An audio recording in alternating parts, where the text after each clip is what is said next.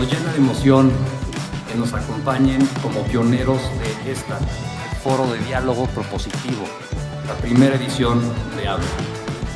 Bienvenidos. Habla Yuval Noah Harari. Es historiador, filósofo y uno de los intelectuales más influyentes del mundo. AI is different from every previous invention in human history because it is the first tool, the first machine that can make decisions by itself and can create new ideas by itself. So it takes power away from us. How would you imagine the kind of narrative or the kind of story that we need to tell ourselves to imagine a world in which we consciously are able to drive technology for some of these outcomes that are now also fantastically possible? The same way that AI is nowhere near its full potential, the human mind, human beings, are also nowhere near our full potential. Because of the pace of change, our children are likely to lead very different lives than us, to encounter very different challenges that we don't necessarily understand. And this should kind of induce a certain humility and openness in how parents think about the education and the decisions of their children. Thank you so very much, Yuval. This has been fantastic.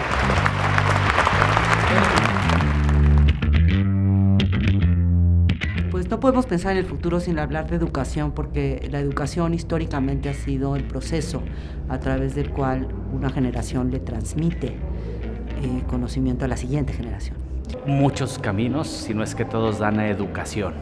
O sea, al final del día es la llave, ¿no? para detonar cambios estructurales y a nivel sistema. Hacer educación significa constantemente preguntarte qué está pasando en el sistema, cómo me muevo de la zona de confort. La educación en México sigue siendo la gran asignatura pendiente que hay que cambiar y transformar en México. La educación está en el centro de todo lo que nos imaginamos en el futuro. Hablar de educación es hablar de los procesos que van acompañando a un ser humano para visibilizar y potenciar sus capacidades. Uno de los temas que nos importan literalmente a todos como ciudadanos, como familias, en algún u otro momento de la vida es la educación. Tenemos que tener las conversaciones con profesores, padres de familia, reguladores, directivos de colegios, si queremos cambiar la educación en México y en Latinoamérica.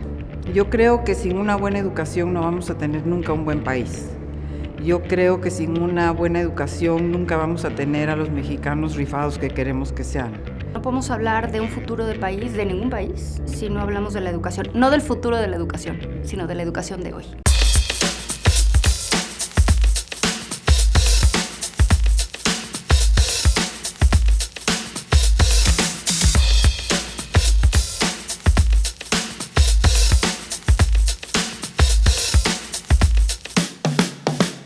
Si tú estás deprimido, te vas a levantar cansada, angustiada, no vas a tener la creatividad, la innovación, la fuerza, el empuje que vas a tener si estás feliz.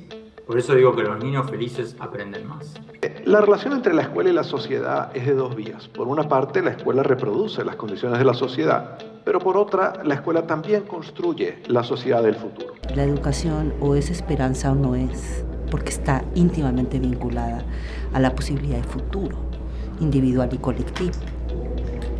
Y hoy por hoy en México y en muchas partes del mundo está en riesgo esa conexión, porque para muchos niños, para muchos jóvenes sobre todo, la escuela dejaba de tener valor y sentido. Antes decían, motivando a los niños, tú te puedes convertir en el mejor del planeta. Hoy no es un decir. Hay que darles herramientas, hay que darles confianza, hay que desafiarlos. Practican esto de llevar la educación más allá del salón y guían a los estudiantes, pues sí, para soñar, para aprender y también para enfrentar los miedos, las depresiones y todo lo que influye en este proceso educativo. El gran riesgo que creo que tenemos en este momento, creo que la debilidad que se ha ido construyendo a lo largo del tiempo, es que se han visto esas instituciones como instituciones de unos. en los que pueden decir, oye, ¿por qué no pones una escuela para padres? Una persona que no sabe gestionar las emociones no tiene herramientas. ¿Por qué no nos enseñas cómo son las adicciones? ¿Por qué no nos enseñas de sexología? Espacios como Habla hace visible esas conversaciones, esas narrativas, esas invisibilidades que tenemos en el sistema. Estos chicos se sientan y dicen, ¿cómo lo cambiamos? ¿Cómo empezamos a cambiar? El que haya un espacio para que nosotros podamos hablar y resolverles algunas dudas que ustedes también tienen, pues es demasiado valioso. Los adultos, la verdad, no nos escuchan, pero podría haber un cambio de eso si los padres podrían abrirse más. Las causas son las que generan el hábito de ciudadanía. El que te dediques a una causa concreta, el que le dediques tiempo y esfuerzo y dinero a una causa concreta, va generando poco a poco ese músculo que sirve para ir a reclamar donde tienes que reclamar.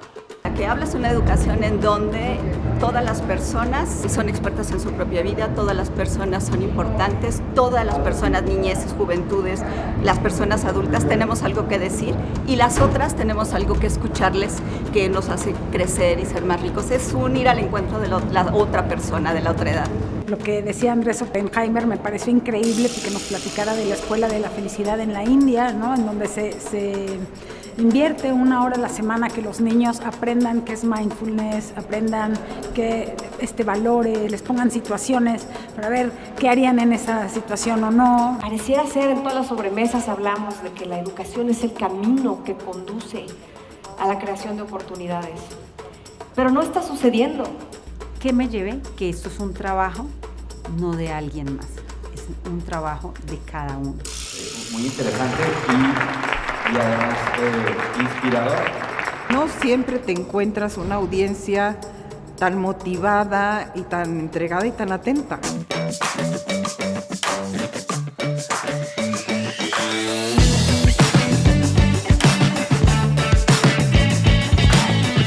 Creo que la educación es esa semilla que como padres, como sociedad, tenemos que sembrar en nuestros hijos para poder formar una sociedad más sana, que repare este mundo. Yo creo que el mensaje sería eso, no podemos pensar en un mejor futuro sin estar hablando de educación, de qué son los trabajos que va a haber en el futuro, si les estamos enseñando a nuestros hijos habilidades socioemocionales. Es necesario que haya un acercamiento de la educación y hablar las diferentes instancias para poder llegar a acuerdos y conocer las perspectivas de cada uno. Primero es conocer la educación en México, qué estamos parados y por qué estamos donde estamos, ¿no? Nos enteramos por el radio desde Querétaro, vimos cuáles eran los temas, los ponentes y sabemos que pues es la única forma de cambiar y transformar nuestro país. Me llevo muchísimos aprendizajes, pero sobre todo reflexiones para llevar a mi equipo de profesores para que juntos trabajemos por una mejor educación en general. Estamos llevándonos gran información de calidad, de gente tan preparada para poder nosotros implementar desde nuestras trincheras. Todos los invitados han sido extraordinarios, son temas muy importantes que tienen que tener mucho eco, ¿no? Está súper genial que nos dejen hablar, que nos escuchen, que nuestra voz sea con la voz portadora de muchos docentes frente al grupo. Nos sentimos muy agradecidas de la invitación. Eso es hablar, ¿no? Es hablarnos y escucharnos. Y en 2007, a esa niña piojosa, rebelde, se le ocurre querer ser presidenta del pueblo. Imagínense. Lo que hoy me lleva una invitación de la necesidad de hacer de la educación una conversación más simple, más sencilla y sobre todo más colaborativa. Me queda el compromiso, me queda la idea de seguir aterrizando y transformando esas realidades desde las palabras que hoy escucho, desde las experiencias que me acompañarán a la Sierra Norte, que es de donde vengo. No solamente es como una esfera más, porque es un eje transversal. O sea, hablamos de salud, entonces es educación. Hablamos de ciudadanía, es educación. Hablamos de familia, es educación.